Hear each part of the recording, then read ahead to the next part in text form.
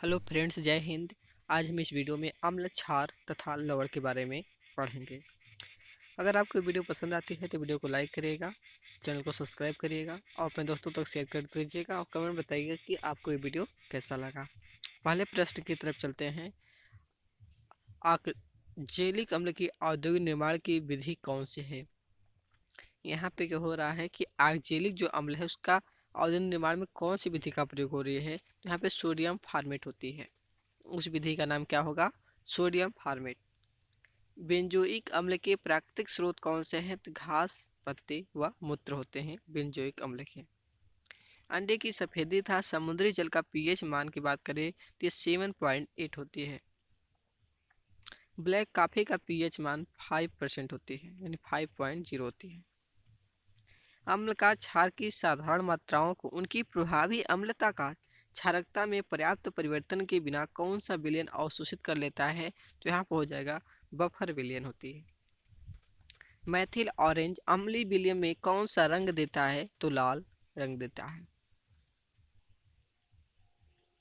यानी मैथिली ऑरेंज में अम्लीय विलयन अगर हम डाल दे रहे हैं तो हमें लाल विलयन प्राप्त करती है। पीएच नाइट्रोफिनोल, फिनोल्फ्थलीन तथा थाइमालेथिलीन का अम्लीय विलयन में क्या प्रभाव पड़ता है? तो ये क्या होगा? रंगहीन हो जाएगी।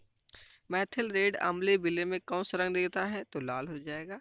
ब्रोमोथाइमाइल ब्रोमोथाइमाल ब्लू अम्लीय विलयन में कौन सा रंग देता है? तो नारंगी हो जाएगा।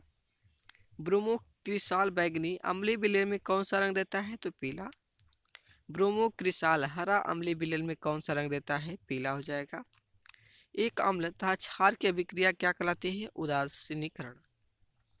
सोडियम सल्फेट का प्रयोग किस कार्य में होता है? तो इसका होता है फोटोग्राफी करने के लिए। अम्लीय अणुओं से हाइड्रोजन के पूर्णतः अथवा अंशतः स्थानांतरण के द्वारा किसका निर्माण होता है? लवण का। कौन सा लवण हाइड्रॉक्साइड समूह को अपने साथ रखता है? भास्मिक लवण। वे यौगिक पदार्थ जिनमें हाइड्रोजन प्रतिस्थापक के रूप में रहता है क्या कहलाते हैं? अम्ल, यानी से हम एसिड कहते हैं। वे पदार्थ जो जलीय विलयन में H+ आयन देते हैं कल अम्ल कहलाते हैं। ये किसकी परिकल्पना है? तो आहेर्नियस की है। अम्ल क्या होता है? तो वह रासायनिक पदार्थ जो प्रोटॉन देता है अथवा इलेक्ट्रॉन ग्रहण करता है, तो उसे हम अम्ल कहेंगे। अम्ल वह पदार्थ है जो किसी दूसरे पदार्थ को प्रोटॉन प्रदान करने की क्षमता रखता है। यह सिद्धांत किसका है? ब्रॉन्स्टेड एवं लॉरी का। ब्रॉन्स्टेड एवं लॉरी का है। अम्ल वह यौगिक है जिसमें इलेक्ट्रॉन की एक निर्जन जोड़ी स्वीकार करने की प्रवृत्ति होती है। यह सिद्धांत किसका है? तो लुईस का इलेक्ट्रॉनिक सिद्धांत है। अम्ल का स्वाद कैसा होता है? तो खट्टा होता है। अम्ल का जलीय विलयन नीले लिटमस को किस रंग में प्रदर्शित करता है? लाल रंग में। फिनोल्फेथिलीन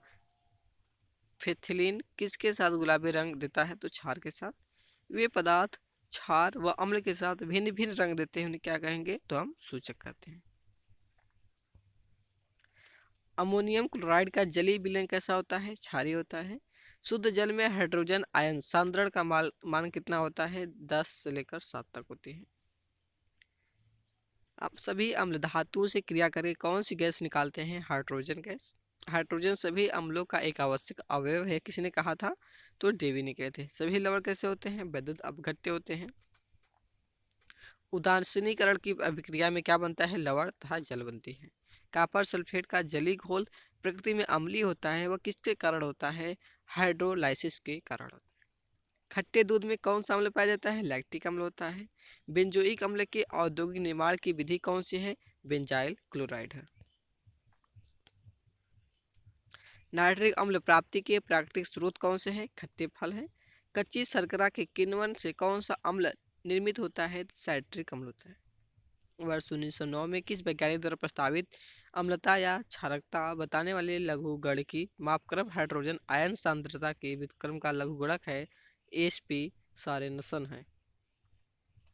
कौन से अम्ल का प्रयोग विस्फोटकों, दवाइयाँ तथा रंगाई में होता है? सल्फ्यूरिक अम्ल का। गोंद, जिलेटिन तथा डेक्सट्रोज के निर्माण में किस अम्ल का प्रयोग होता है? तो यहाँ पर हो जाएगा हाइड्रोक्लोरिक अम्ल। मिट्टी का पीएच मान बढ़ाने पे किसका प्रयोग किया जाता है? कैल्शियम हाइड्रोक्साइड का। सेलुलोज एसीटेट के निर्माण में कौन उपयोगी है? एसिटिक एसिड है। चूने के पानी का पीएच मान 10.5 होती है। मैग्नीशिया के दूध का पीएच मान 10 होता है। सिरका एवं अचार में कौन सा अम्ल मिलाया जाता है? तो एसिटिक अम्ल होता है। सोडा वाटर एवं अन्य पेय पदार्थों में कौन सा अम्ल पाया जाता है? कार्बोनिक अम्ल।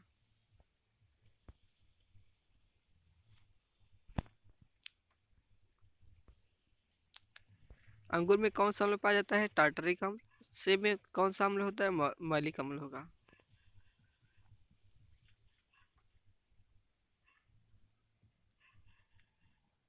नींबू एवं नारंगी में कौन सा अम्ल पाया जाता है? साइट्रिक अम्ल होगा। खाना पचाने के लिए HCl का प्रयोग करते हैं हम। हाइड्रोक्लोरिक अम्ल। किस अम्ल का प्रयोग सोने एवं चांदी के शुद्धिकरण में किया जाता है? नाइट्रिक अम्ल का। लोहे व जस्ते की परत चढ़ाने से पहले लोहे को साफ करने में किस अम्ल का प्रयोग किया जाता है? A2SO4 एवं HNO3 का प्रयोग हम करते हैं। कपड़े से जंग के धब्बे हटाने के लिए किस अम्ल का प्रयोग किया जाता है? ऑक्जेलिक अम्ल।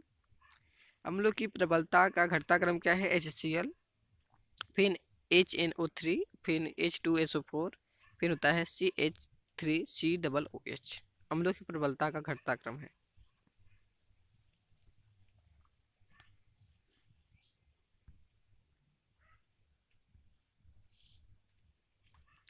तीन संबंध एक के अनुपात में सांद्र हाइड्रोक्लोरिक अम्ल एवं सांद्र नाइट्रिक अम्ल के ताजे मिश्रण को क्या कहा जाता है? अम्लराज कहा जाता है। सोने और प्लेटिनम को गलाने के लिए किस अम्ल का प्रयोग किया जाता है? अम्लराज का।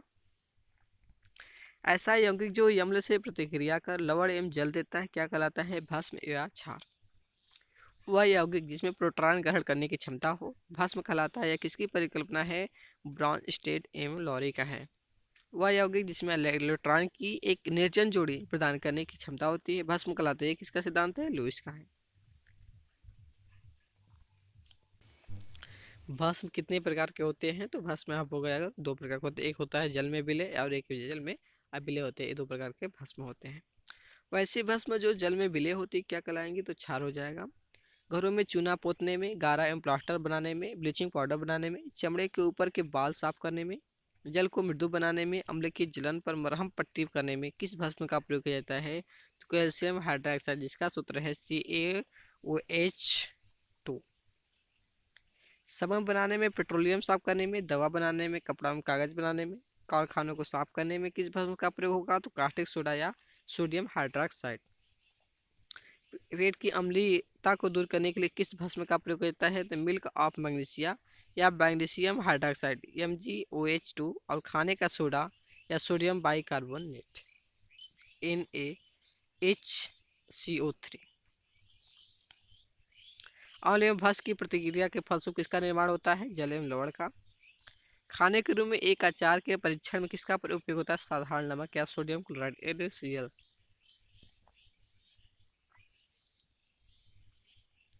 कपड़े धोने में किस लवण का प्रयोग होता है? धावन सोडा या सोडियम बाइकार्बोनेट। इसे हम Na2CO3 कहते हैं।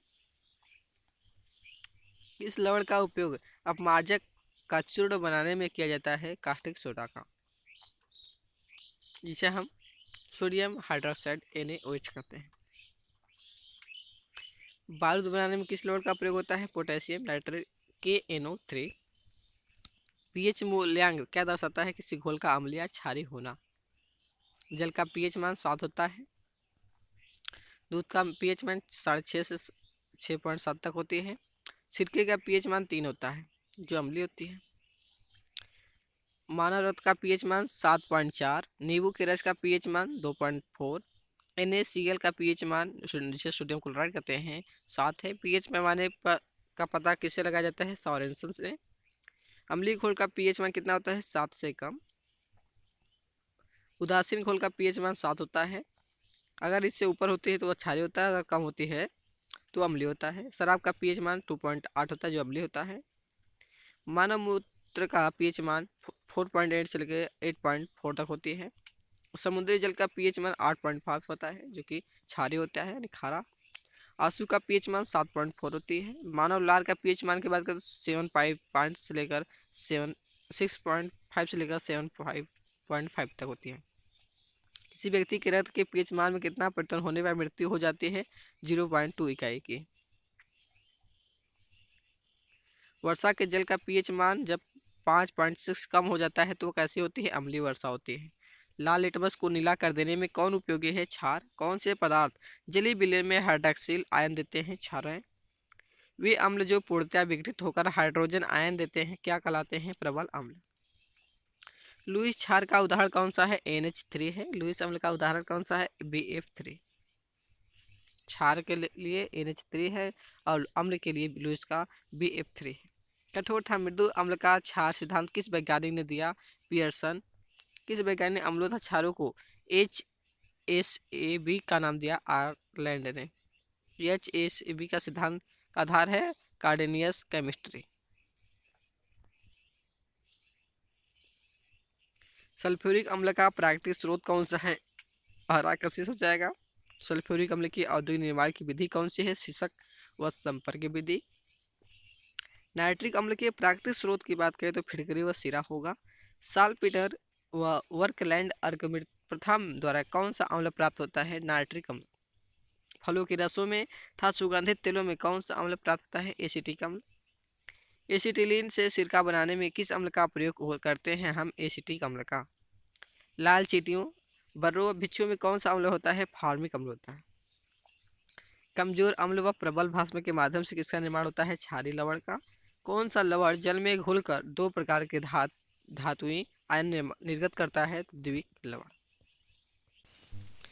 अब हम विलयन पढ़ लेते हैं। अम्ल क्षार लवण के बारे में हमने पढ़ लिया, अब हम विलयन पढ़ लेते हैं। उसमें पहला क्वेश्चन है, नदी का गंदा पानी और वायु से में धुआं किस विधि के द्वारा अलग किए जाते हैं? निलंबन के द्वारा। कोलाइड में परिक्षेपित कणों का आकार कितना होता है? 10.5 से लेकर 10.7 सेंटीमीटर के बीच होता है। क्लोराइड के उदाहरण क्या हैं? दूध, गोंद, रक्त, स्याही है। ऐसा क्लोराइड जिसमें ठोस कण द्रव में परिक्षेपित होते हैं तो उसे क्या कहते हैं? सोल कहते हैं। रबड़ के दस्तानों का निर्माण किसके द्वारा किया जाता है? विद्युत लेपन द्वारा, रबड़ सेल। ऐसा क्लोराइड जिसमें ठोस कण द्रव में समान रूप से परिक्षेपित तो होते हैं पर उनमें प्रवाहता नहीं होता है, फ्लो नहीं होता है, क्या कहलाते हैं? जैल।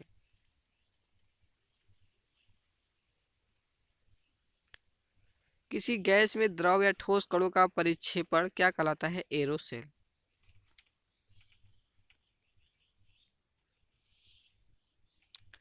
जब परिक्षेपित कण ठोस होता है तो ऐसे एरोसेल को हम कहा जाता है धुआं।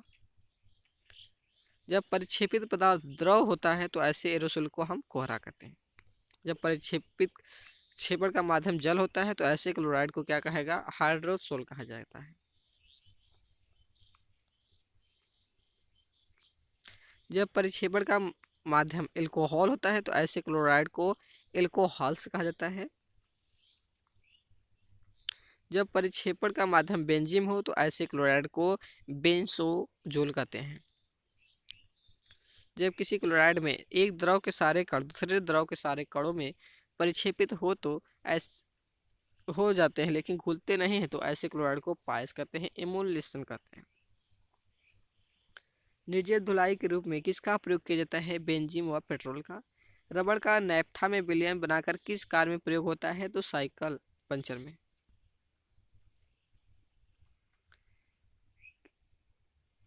विभिन्न प्रकार के सुगंधित इत्र बनाने किससे बनाए जाते हैं? तो एल्कोहल से। O2 तथा N2 गैस का मिश्रण किस प्रकार का विलयन है? तो गैस में गैस, क्योंकि O2 ऑक्सीजन गैस और नाइट्रिक गैस हो गया। क्लोरोफॉर्म वाष्प तथा N2 गैस का मिश्रण किस प्रकार का विलयन है? गैस में द्रव हो जाएगा। कपूर की वाष्प तथा N2 का मिश्रण किस प्रकार का विलयन है? गैस में ठोस। जल में घुलित जो एथिलीन एल्कोहल है किस प्रकार का विलयन है? द्रव में द्रव हो जाएगा। जल में घुलित O2 गैस किस प्रकार का विलयन है? द्रव में गैस है। चीनी तथा जल का मिश्रण किस प्रकार का विलयन है? ठोस, द्रव में ठोस है। H2 का पैलेडियम में विलयन किस प्रकार का है? तो ठोस में गैस है। दो या दो से अधिक पदार्थों का समान मिश्रण विलयन कहलाती है। विलयन का वह गुण जो ताप पर निर्भर नहीं करता क्या कहलाता है? मोलरता। मोलरता की इकाई मोल प्रति लीटर होती है। नॉर्मलता की इकाई क्या है? ग्राम तुल्यांक प्रति लीटर होती है। किसी पदार्थ की विलेयता किस कारक द्वारा प्रभावित नहीं होती है? दाब के द्वारा होती है। शुद्ध जल की मोलरता कितनी होती है? 55.6 मोल प्रति लीटर होती है। किसी द्रव में गैस की विलेयता पर ताप बढ़ाने पर क्या प्रभाव पड़ता है? विलयनता क्या है? घट जाती है। टिंडल प्रभाव किसे कहते हैं? प्रकाश के प्रकीर्णन के कारण होती है। किस विलयन में प्रकाश का प्रकीर्णन किस विलयन में कण प्रकाश का प्रकीर्णन करते हैं? कोलाइडी विलयन में। सोडियम एसीटेट किस प्रकार का विलयन है? बफर विलयन हो जाएगा। कोलाइडी विलयन को वास्तविक विलयन से पृथक करने की प्रक्रिया क्या कहलाती है? ओपहन। किसी विलयन में विलय के कणों की त्रिज्या कितनी होती है? 10 से लेकर 7 सेमी से कम होती है। विलयन किस प्रकार का होता है? अस्थायी या पारदर्शक। विलय में जो पदार्थ अपेक्षाकृत अधिक मात्रा में होता है उसे हम क्या कहते हैं? विलायक कहते हैं, सॉल्वेंट कहते हैं। विलय में जो पदार्थ कम मात्रा में उपस्थित होते हैं उन्हें हम विलेय कहते हैं, सोल्यूट कहते हैं, सोलूट। जल के डाइइलेक्ट्रिक नियतांक का मान अधिक होने के कारण इसे क्या कहा जाता है? सार्वत्रिक विलायक। मिश्र धातुएं जैसे पीतल किस प्रकार का विलयन है? ठोस में ठोस का विलयन। थैलियम में पारे का विलयन किस प्रकार का विलयन है? ठोस में द्रव का विलयन हो जाएगा। कपूर में वायु का विलयन ठोस में गैस का विलयन होगा। पारे में लेड का विलयन कैसा होगा? द्रव में ठोस विलयन होगा। जल में एल्कोहल के विलयन के बाद द्रव में द्रव का विलयन हो जाएगा। जल में कार्बन डाइऑक्साइड का विलयन द्रव में गैस का विलयन है। धुएं वायु आयोडीन का विलयन किस प्रकार का? गैस में ठोस का विलयन हो जाएगा। कोहरा बादल अमोनिया गैस का जल में विलयन किस प्रकार का है? गैस में द्रव का विलयन होगा। वायु गैसों का मिश्रण किस प्रकार का विलयन है? गैस में गैस का विलयन। किसी निश्चित ताप पर बना ऐसा विलयन जिसमें विलेय पदार्थ की अधिकतम मात्रा घुली हो क्या कहलाता है? संतृप्त विलयन। किसी निश्चित ताप पर बना ऐसा विलयन जिसमें विलेय पदार्थ की और अधिक मात्रा उस ताप पर खोली जा सकती है क्या कहलाता है? असंतृप्त विलयन। ऐसा असंतृप्त विलयन जिसमें विलेय की मात्रा उस विलयन को संतृप्त करने के लिए आवश्यक विलेय की मात्रा से अधिक घुली हो क्या कहलाता है? अति संतृप्त विलायक। किसी निश्चित ताप और दाब पर 100 ग्राम विलायक में घुलने वाले विलेय की अधिकतम मात्रा को उस विलायक में क्या कहते हैं? विलेयता कहते हैं। किसी पदार्थ की विलायक में विलेयता किस पर निर्भर करती है? विलायक तथा विलेय की प्रकृति पर, ताप एवं दाब पर। विलेयता पर दाब का क्या प्रभाव पड़ता है? विलेयता बढ़ती है। किसी विलायक की इकाई मात्रा में उपस्थित विलेय की मात्रा को क्या कहते हैं? विलयन का सांद्रण। जिस विलयन में विलेय की पर्याप्त मात्रा घुली रहती है उसे क्या कहा जाता है? सांद्र विलयन। जिस विलयन में विलेय की पर्याप्त मात्रा कम घुली रहती है उसे क्या कहा जाता है? तनु विलयन। जब किसी पदार्थ के कण दूसरे पदार्थ के कणों के इर्द गिर्द छितरा दिए जाते हैं तो क्या कहलाती है? परिक्षेपण। परिक्षेपण के फलस्वरूप कितने प्रकार के पदार्थ बनते हैं? 2, विषमांग पदार्थ या समांग पदार्थ। निलंबन में परिक्षेपित कणों का आकार कितना होता है? 10 से 3 सेंटीमीटर से लेकर 10 से 4 सेंटीमीटर या इससे अधिक ही होता है। पायस बनाने की प्रक्रिया को हम पायसीकरण कहते हैं। दूध किस प्रकार का पायस है? प्राकृतिक पायस है। पेड़ किस प्रकार का पायस है? कृत्रिम पायस होगा। कार्ड लीवर तेल किसका उदाहरण है? पायस का। सबसे बड़े पैमाने पर पायसीकरण के रूप में किसका प्रयोग किया जाता है? साबुन व डिटर्जेंट का। पायसी कारकों का प्रयोग किसके संद्रण में किया जाता है? अयस्कों के संद्रण में। द्रव में गैस का परिक्षेपण क्या कहलाता है? झाग। वास्तविक विलयन के कणों का आकार 10.7 से लेकर 10.8 सेंटीमीटर तक होती है। कुलाड़ी विलयन के कण लगातार इधर उधर भागते रहते हैं तो इसे हम क्या कहते हैं? ब्राउनी गति कहते हैं, ब्राउनियन मोमेंट। जब कुलाड़ी विलयन में कोई विद्युत अपघटन मिलाते हैं तो कुलाड़ी कणों का आवेश क्या है? उदासीन हो जाते हैं और उसका अवक्षेपण क्या होता है? हो जाता है तो इसे हम स्कंदन कहते हैं। फिनालेप्थेलिन सूचक के अम्लीय विलयन का रंग कैसा होता है? रंगहीन होता है। फिनाल्फ्थेलिन सूचक के क्षारीय विलयन का रंग गुलाब होता है। फिनाल्फ्थेलिन सूचक के उदासीन विलयन का रंग रंगहीन होता है। जल का डाइइलेक्ट्रिक नियतांक अधिक होने के कारण वह क्या कहलाता है? सार्वत्रिक विलयन कहलाता है। नमक, चीनी, फिटकरी, नीला तथा एल्कोहल पदार्थ किसमें विलय है? तो जल में होते हैं। वार्निश, कार्टाइट, क्लोडियन, रेयन, सेलुलोज, कृत्रिम रेशम पदार्थ किसमें विलय है? तो एसीटोन में। वार्निश का पॉलिश, कपूर, चमड़ा, लाख, आयोडीन पदार्थ किसमें विलय है? तो अल्कोहल में। तेल, वसा, घी, मोम आदि किसमें विलय है? तो कार्बन टेट्राक्लोराइड में। चर्बी, मोम, तेल पदार्थ किसमें विलय है? तो ईथर में। रबर पदार्थ किसमें विलय है? नैप्थलीन में। पेंट व रेजिन पदार्थ किसमें विलय है? तारपीन का तेल। गंधक, फास्फोरस आदि पदार्थ किसमें विलय है? कार्बन डाइऑक्साइड में। सोडियम था पारा अमलगम किस प्रकार का विलयन है? ठोस में द्रव। सोने में घुलित तांबा किस प्रकार का विलयन है? ठोस में ठोस।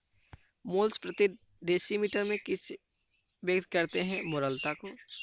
किसी गैस की द्रव में विलेयता गैस के दाब के अनुक्रमानुपाती होता है। यह नियम किसने दिया? हेनरी ने। फेफड़ों में उच्च दाब पर कौन सी गैस वायु के साथ मिली होती है? O2। हीमोग्लोबिन ऑक्सीजन के साथ मिलकर क्या बनाती है? ऑक्सी। हीमोग्लोबिन ऑक्सी के साथ मिलकर क्या बनाती है? Oxy haemoglobin. ठोस विलयन कौन से हैं? तांबा, पीतल, स्टील हो जाएगा।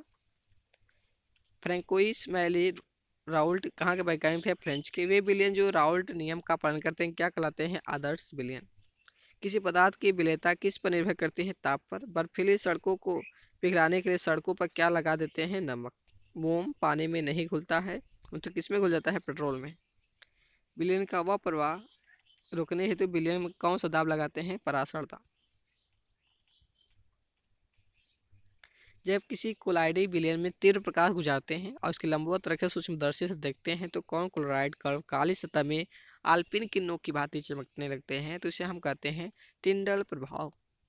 वह विलयन जो कि अम्ल या क्षार की साधारण मात्राओं को अपनी प्रभावी अम्लता या क्षारता में पर्याप्त परिवर्तन के बिना अवशोषित कर लेता है उसे क्या कहते हैं? बफर विलयन।